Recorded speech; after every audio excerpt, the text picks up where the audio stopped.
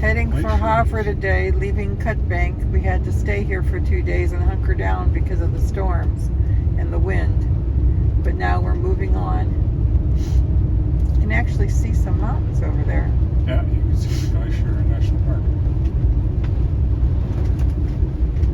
It's the Mountain View Baptist Church. It is a Mountain View. Yeah, they have view of the, when it isn't storming, of all those mountains over at Glacier. Our tour of the West is beginning to wrap up.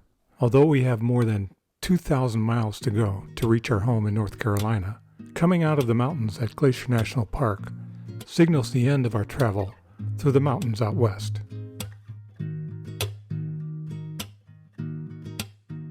Leaving our camp in Cutbank, we are confronted with a vast expanse of prairie land. Big Sky Country, as it is known, and rightfully so. We're still on a road less traveled, and one that we are traversing for the first time, U.S. Highway 2, also known as the High Line.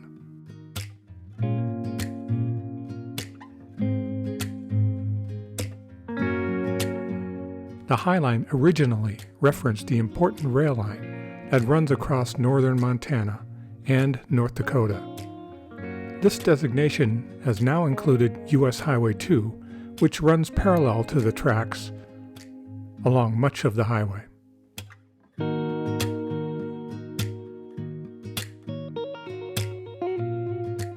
By the time we finish our 2022 travels around the Old West, we will have traveled over 8,000 miles on 2-lane back roads through some 22 states.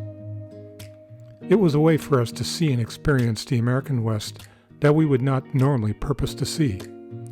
Our main goal, and I think we succeeded, was to see new parts of the country, visit new towns, and experience new sights we would otherwise miss if we traveled on the interstates.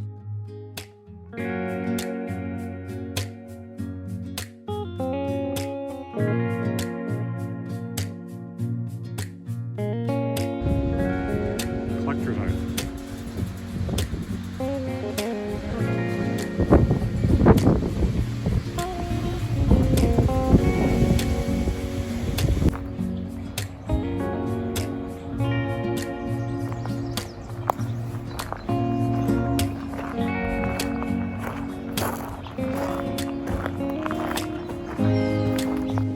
We stop in the town of Haver and overnight at a very comfortable mom-and-pop RV campground. Haver is a bit bigger with a population of just under 10,000 and is known as the crown jewel of the High Line.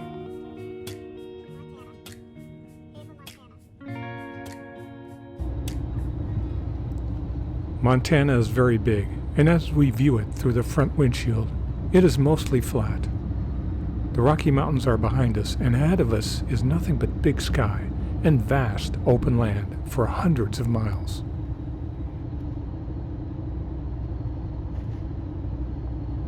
Just south of the town of Glasgow is the Fort Peck campground on the north shore of Fort Peck Lake. We get grand views of the lake below with clear weather. This lake is huge. It's about 134 miles long and has a maximum depth of 220 feet. There are over 1,520 miles of shoreline. That's longer than the California coast.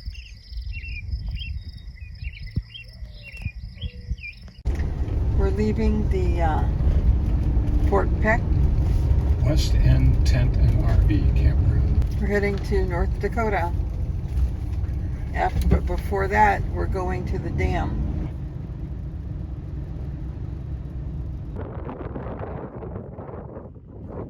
Fort Peck Lake was created in 1937 by construction of a 3.5-mile-long dam across the Missouri River.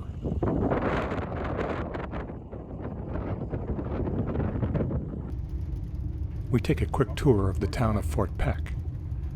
This was essentially a government town, built for Army Corps of Engineers personnel and their families during the dam's construction. Many of the facilities that supported the dam's workers are still used today, such as the Recreation Center and the Fort Peck Theater.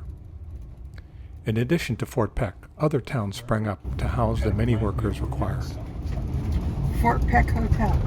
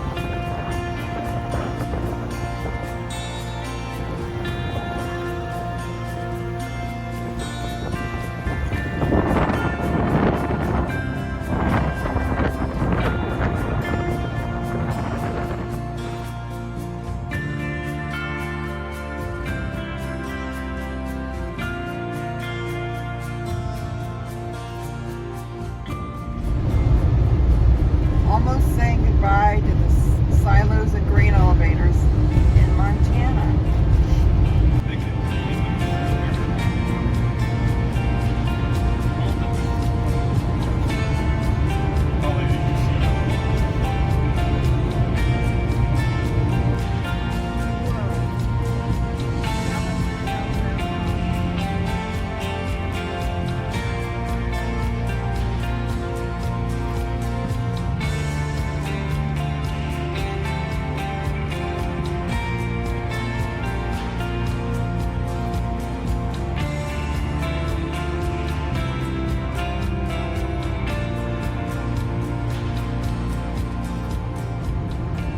We follow the High Line into North Dakota, arriving in the town of Williston.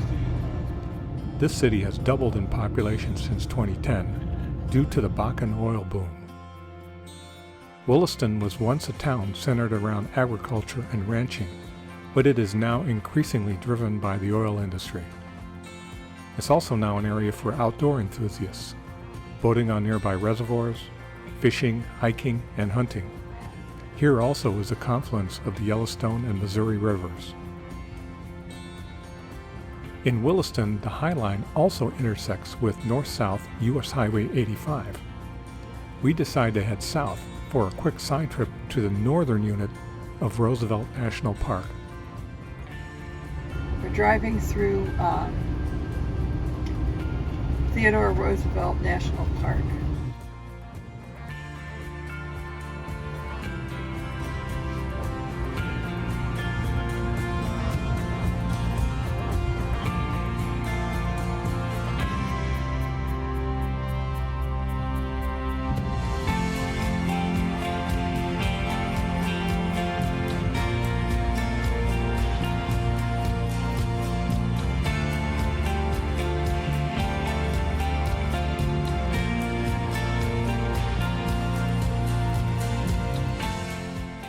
We then proceed east along the south side of Lake Sakakawea to the Lewis and Clark Interpretive Center, located in the town of Washburn, right on the Missouri River.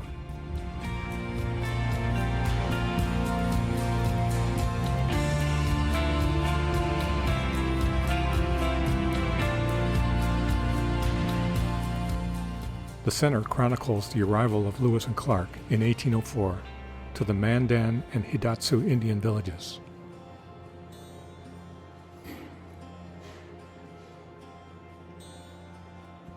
We're able to see exhibits, period artifacts, and world-class art that tell the stories and perspectives of those times.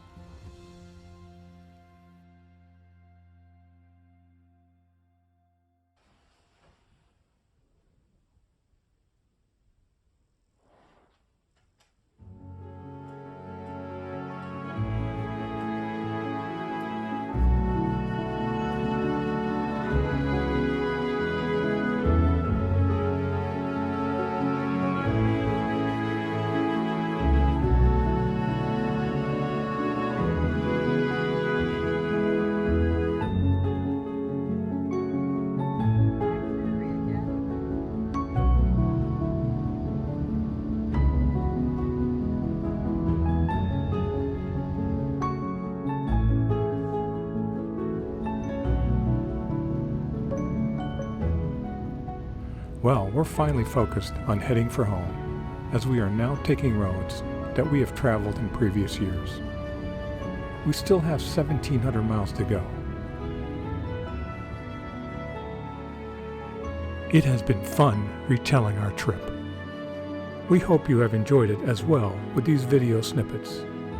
Thanks for watching, and we'll see you next time on More Roads Less Traveled.